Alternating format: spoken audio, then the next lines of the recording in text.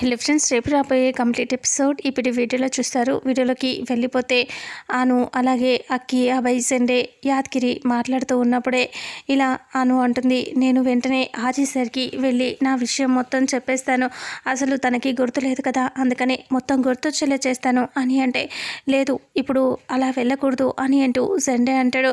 అలా అనేసరికి ఏంటి సార్ ఎందుకు వెళ్ళకూడదు అని అంటూ అను అంటుంది. ఇక అప్పుడే అక్కి ఇలా చెప్తూ ఉంటుంది, జోగమ్మ ఏది కూడా కావాలని మనం చెయ్యకూడదు అని చెప్పింది. అంతా విధి ప్రకారంగానే జరగాలి, కానీ కావాలని ఏది చేయకూడదని జోగమ్మ చెప్పింది. అందుకనే మిమ్మల్ని ఇన్ని రోజులు మేము డిస్టర్బ్ చేయకుండా ఉన్నాం అని అంటూ అక్కి చెప్తుంది. అవునమ్మా అని అంటూ అభయ్ చెప్తాడు.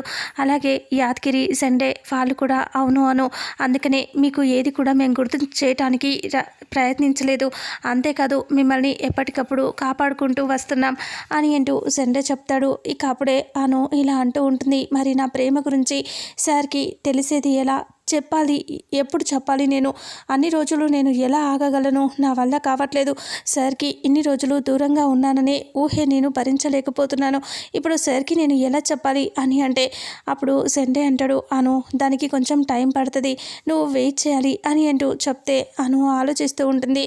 అప్పుడే అక్కి, అను, అభయ్ ఇద్దరు దగ్గరికి వస్తారు. దగ్గరికి వచ్చేసి ఇలా వాళ్ళ అమ్మ భుజం మీద ఇద్దరు చెరో పక్కన పడుకుంటారు. అప్పుడే అది చూసి యాదగిరి చాలా హ్యాపీగా ఫీల్ అవుతూ ఉంటాడు.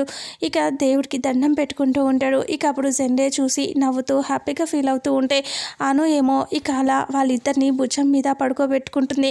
ఇక చాలా ప్రేమగా ఉంటారు వాళ్ళిద్దరూ. ఇక ఆ రకంగా అను పిల్లలతో చాలా సంతోషంగా మాట్లాడుతూ ఉంటుంది. ఆ తర్వాత ఇక్కడ ఇంటి ఓనర్తో రాకేష్ సీరియస్గా ఇలా చెప్తూ ఉంటాడు, ఇక వాళ్ళు అనుకి గుర్తొచ్చేసింది గతం అని అంటే, ఏంటి ఆ గౌరికి గతం గుర్తొచ్చి ఇప్పుడు అనులా మారిపోయిందా అని అంటాడు. అలా అనేసరికి అవును, అందుకని ఇక ఆ ఆర్యవర్ధన్ గాడికి ఒక్కడికి గుర్తు రావాల్సి ఉంది, అదే శంకర్కి ఆర్యవర్ధన్ లాగా గుర్తొస్తే మాత్రం నేను ఇంకా ఏమీ చేయలేను, ఆ తర్వాత చాలా తీవ్రంగా ఉంటాయి పరిణామాలు, అందుకని నేను ఏదో ఒకటి చేయాలి అని ఆలోచిస్తూ ఉంటాడు రాకేష్. ఇక అప్పుడే ఇంటి ఓనర్ ఏం చేస్తారు మీరు అని అంటూ అడుగుతాడు. అయితే వాళ్ళు టెండర్ కోర్టు చేయబోతున్నారు, ఆ టెండర్ కోర్ట్ని ఆ శంకర్ తమ్ముళ్ళతోనే బయటికి రప్పించేసి వాడిని మొత్తం అక్కడ నుంచి పంపించేయాలి, వాళ్ళు తమ్ముళ్ళు చేసిన తప్పుకి అన్నయ్య కూడా శిక్ష అనుభవించి ఇంకా వాళ్ళు తప్పుడు పనులు చేశారని ఇక్కడ మొహం లేకుండా మొత్తానికి ఇంట్లో నుంచి వెళ్ళిపోతారు అని అంటూ రాకేష్ ప్లాన్ చేస్తాడు. ఇక ఇంటి ఓనర్తో ఇలా అంటాడు, అయితే దీనికి ఒప్పించాల్సింది నువ్వే, ఆ శంకర్ తమ్ముళ్ళని ఒప్పించి బ్లాక్మెయిల్ చేసి ఏదో ఒకటి చేసి వాళ్ళు ఆ టెండర్ కోర్ట్ని కొట్టేసేలా చేయాలి, ఆర్యవర్ధన్ పరువు తీయాలి, అక్కడి నుంచి వాళ్ళు వెళ్ళిపోవాలి, అలా ప్లాన్ చేయాలి అంటే ఇదంతా చాలా రిస్క్తో కూడుకున్న పని అనుకుంటా అని ఓనర్ అంటాడు. అలా అనేసరికి అది రిస్కా ఏంటా అని నాకు సంబంధం లేదు, నువ్వు మాత్రం ఈ పని చేసి పెడతావా లేదా అని అంటూ సీరియస్గా అడగటంతో అప్పుడు చేయొచ్చు, కానీ చేతి కొంచెం దురదగా అనిపిస్తుంది, అందుకనే ఆలోచిస్తున్నాను అని అంటూ చెప్పగానే ఇక అప్పుడే ఆలోచిస్తూ ఇంకా డబ్బు తీసి చాలా డబ్బు కట్టలు తీసి ఇలా విసురుతాడు ఓనర్ మీదకి. ఓనర్ వాటిని పట్టుకొని బాబా ఎంత బాగా ఉన్నాయో, ఇన్ని డబ్బులు ఇంత చిన్న విషయానికి నాకే ఇచ్చావంటే నీకు ఇంకెంత లాభం ఉంటుందో అని ఇంటి ఓనర్ అంటాడు.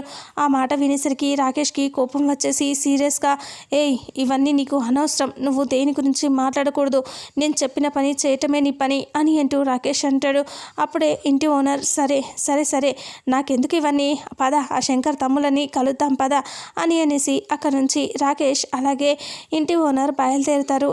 ఇక్కడేమో శ్రావణి ఆఫీస్కి వెళ్ళటం కోసం రెడీ అయిపోయి బయటికి వచ్చేసి సంధ్య తొందరగా రా అని చెప్పి పిలుస్తూ ఉంటుంది, ఫోన్ చూసుకుంటూ ఉంటుంది. ఇక ఆ పక్క క్వార్టర్స్లోనే పెద్దోడు చిన్నోడు ఉంటారు. ఇక పెద్దోడు బయటికి వచ్చి హాయ్ శ్రావణి అని అంటాడు.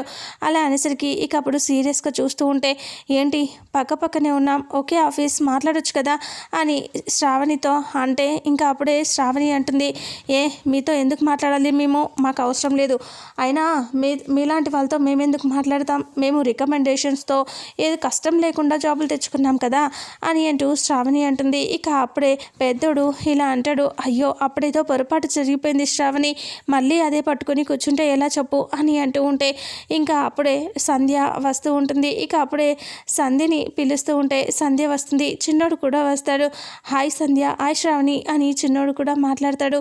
ఇక వాళ్ళిద్దరూ సీరియస్గా చూస్తూ వీళ్ళతో మనకెందుకే, పద, ఇలాంటి వాళ్ళతో మాట్లాడటం కంటే వెళ్ళిపోవటమే కరెక్ట్. వాళ్ళ అన్నయ్యని అంత పెంచి పెద్ద చేసిన వాళ్ళ అన్నయ్యని అవమానించిన వీళ్ళు అసలు మనుషులేనా, పద వీళ్ళతో మనకేంటి అనేసి శ్రావణి అంటూ అక్కడ నుంచి వెళ్ళిపోతారు.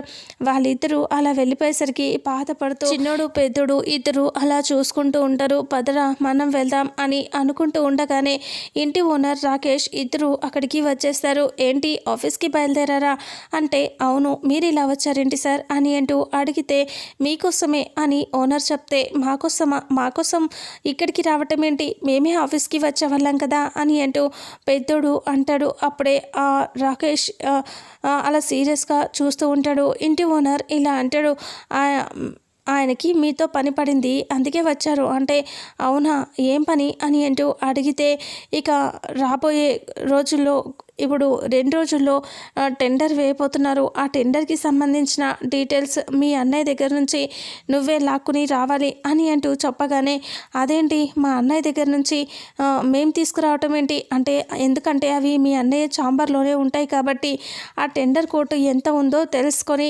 మాకు చెప్పాలి. మేము ఆ టెండర్ కోట్ని బయట అమ్ముకుంటే ఎంత లాభం వస్తుందో తెలుసా అని అంటూ రాకేష్ అంటే అయ్యయ్యో టెండర్ కోట్ని అమ్ముకోవటం ఏంటండి, అది కరెక్ట్ కాదు అని అంటే ఎందుకు కరెక్ట్ కాదు, అయినా మనం అప్పుల్లో ఉన్నాం కదా, దానికోసమే ఇదంతా చేస్తున్నా, బయట అమ్మేసుకుంటే కోట్ల రూపాయలు వస్తాయి తెలుసా నీకు అని సీరియస్గా అంటాడు. అలా అనేసరికి అలాగే చూస్తూ టెన్షన్ పడుతూ ఇంకా చిన్నోడు పెద్దోడు మేము అలాంటి తప్పు చేయాలా, మేము చేయలేము, అది మా అన్నయ్య దగ్గర అని అంటూ ఉంటే చూడు మీ అన్నయ్య అది ఇదని నువ్వు మాట్లాడుతున్నావు కానీ మీ అన్నయ్య కాదు నువ్వు మీరిద్దరు తప్పు చేయాలి, ఎందుకంటే లేకపోతే రాకేష్ తీసుకెళ్ళి జైల్లో పెడతాడు, డబ్బు తీసుకున్నారు కదా అని అంటంతో ఇక అప్పుడే ఆలోచిస్తూ ఉంటారు.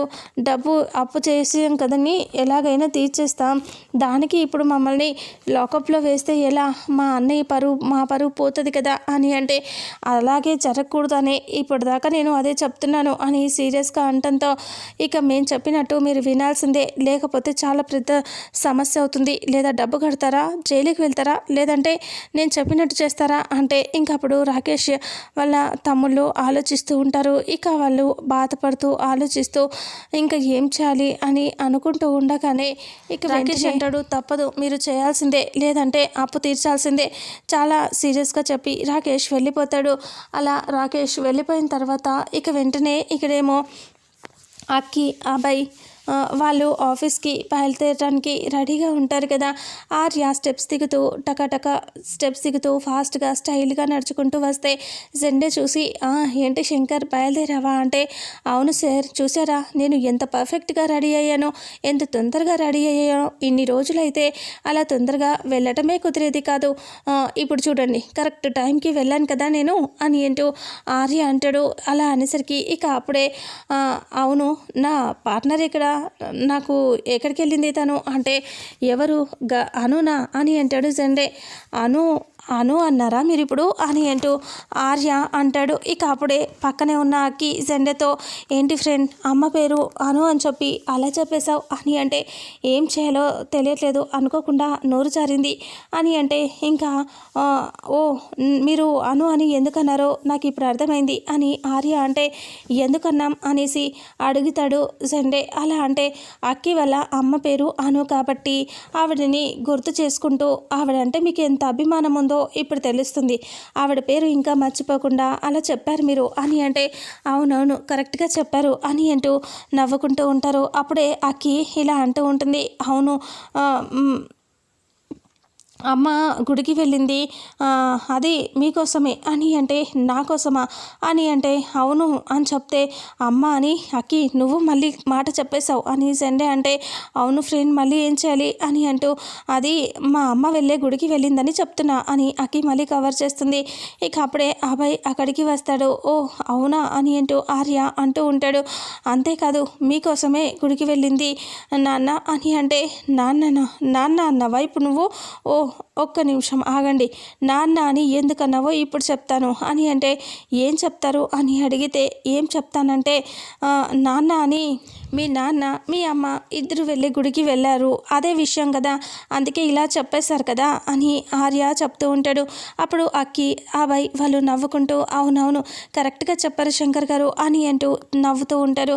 ఆ తర్వాత ఆర్య ఇలా అంటాడు, సరే తను నా కోసం గుడికి ఎందుకు వెళ్తుంది, అక్కి వాళ్ళ అమ్మ నాన్న ఏమో వాళ్ళ నాన్న మీద ప్రేమతో వాళ్ళ అమ్మ గుడికి వెళ్ళొచ్చు, కానీ ఇక్కడ ఈవిడ గారి నాకు బద్ధశత్రువు కదా, నా కోసం గుడికి ఎందుకు వెళ్తుంది అని అంటూ ఆర్య అంటాడు. అలా అనేసరికి ఇక అప్పుడే ఆలోచిస్తూ ఇంకా వాళ్ళు ఇలా చెప్తూ ఉంటారు, లేదు లేదు మీకోసమే గుడికి వెళ్ళింది అని అంటే, లేదు నా కోసం వెళ్ళొస్తాను అని అంటే, సరే మీరు గుడికి పదండి గుడిలోనే చూపిస్తాను అని అక్కి అంటుంది. ఆ మాటలకి ఆర్య ఆలోచిస్తూ అవునా నా కోసమే గుడికి వెళ్ళిందా, అయినా నాకు నమ్మబుద్ధి కావట్లే అంటే, పద మరి అక్కడ గుడి దగ్గర చూపిస్తాం అనేసి అందరూ కూడా గుడి దగ్గరికి వచ్చేస్తారు. ఇక గుడిలో ఆను దండం పెట్టుకుంటూ చాలా హ్యాపీగా చాలా ప్రేమగా ఉంటుంది.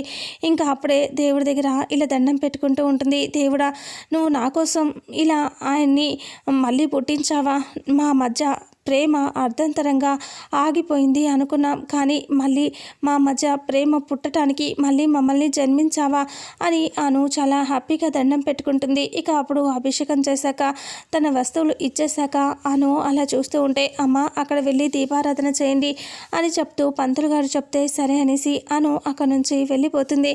తనలా అక్కడ నుంచి వెళ్ళిపోయేసరికి ఆర్య అలాగే అక్కి వాళ్ళందరూ గుడి దగ్గరికి వచ్చేస్తారు. అక్కడ అను కూర్చుని దీపారాధన చేస్తూ ఉంటే ఆర్య అను వాళ్ళు వచ్చేసి అలా నిలబడి చూస్తూ ఉంటారు.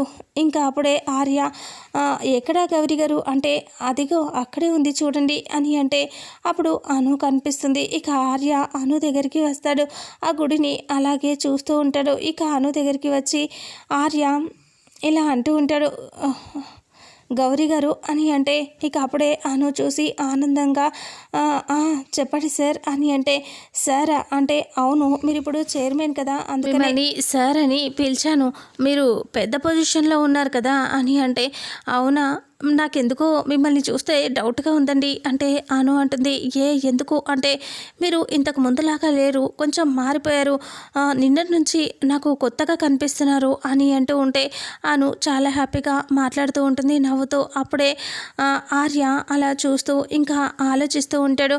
ఇక అలా ఎందుకు ఇక్కడికి వచ్చారు అని అడిగితే, మీకోసమే పూజ చేయడానికి అని అను చెప్పగానే ఆర్య ఒక్కసారిగా షాక్ అయిపోయి అలా చూస్తూ ఉంటాడు. ఇంతటితో రేపు రాబోయే ఎపిసోడ్ ఎండ్ అవుతుంది. మరుసటి ఎపిసోడ్లో ఏం జరుగుతుందో తెలుసుకుందాం. వీడియోని చూసిన ప్రతి ఒక్కరూ వీడియోని లైక్ చేయండి, అలాగే షేర్ చేయండి. Thank you so much.